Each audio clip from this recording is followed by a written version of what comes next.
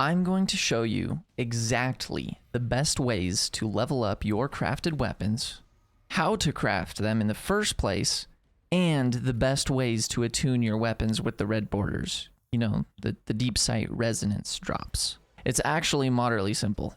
I'm going to assume that you've already crafted your glaive, but if you haven't, you'll need to finish the first 2 missions of Witch Queen, which will lead you to that event. First thing you have to do is find a weapon pattern. How you do that is honestly just by getting lucky, because you need to have that specific craftable weapon drop with deep sight resonance.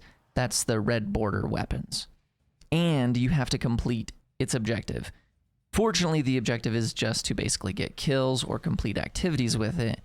And you can always just swap to that weapon at the end of an activity just before the activity completion happens, and you will get that boost in progress. That way you don't even have to use the weapon if you don't want to. Once you do that, you just have to hover down at that bottom square and choose which of the 2 elements you want to extract out of it, and then boom, you've got your weapon pattern. Well, actually, you might have your weapon pattern, because you see, if you look in your triumphs in the catalysts and patterns section, it shows you all the craftable weapons that are available right now and what is required. And you'll notice that some of them require multiple deep sight drops and material extractions in order to get that pattern. So that means you'd have to get that weapon to drop with the red border multiple times, complete its objective multiple times, and extract those materials, and then you'll get the pattern. Once you have the pattern, then you can craft it. Most of the perks available at first won't really be that great until you level it up, so just choose the best ones you can with what you've got. And take note of the perks you want to eventually have on it, and see what weapon level is needed in order to get those, and what legendary material you'll need to craft that perk. As far as I know, there isn't a way to see what crafting materials you have outside of the crafting table on the Enclave. If possible, I recommend making your first roll the best that you can in order to farm kills with it, meaning anything that gives it ammo or reloads it. That way the weapon just has as much uptime as possible. Now, what is the best way to level your weapons and attune your deep sight drops? Well, I spent a bunch of time going through some of the main activities in the game, and I did a few tests. But before we get to the results, you could also just farm the Shuro Chi checkpoint on the last Wish raid if you really wanted to.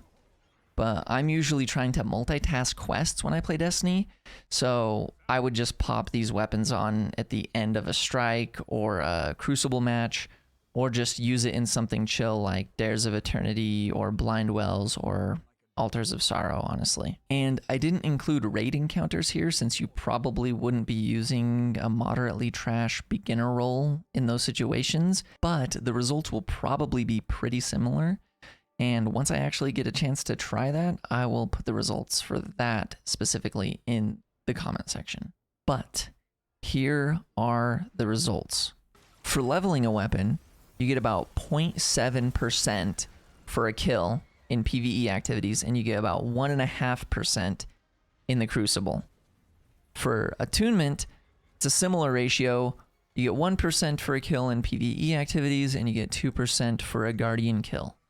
For activity completions, you'll notice that strikes are strangely the highest, with 56% for just a completion on attunement. That's literally you just putting it on just before you finish killing the boss, 56% completion. And for leveling, 25% completion. For Crucible and Gambit on leveling, you get 16% for a match completion. For attunement, you get 37.5%. For Dares of Eternity, you fortunately get a nice 42% completion for attunement, and for leveling, you get 18%. Also, just for fun, I decided to test out the Blind Well a little bit. You get about 4% on leveling completion for Tier 1, and you get 8% for Tier 3. For attunement, it's much more, 19% for a Tier 3 Blind Well, and about 9% for a Tier 1 Blind Well.